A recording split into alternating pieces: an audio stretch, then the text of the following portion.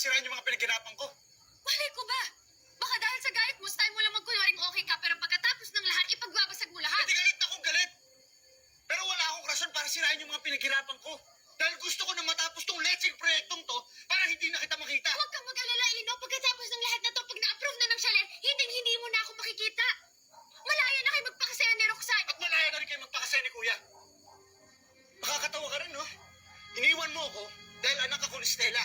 Kesyo komplikado tayo para malabo tayo sa isa't isa, bla bla bla, ang dami pang iba.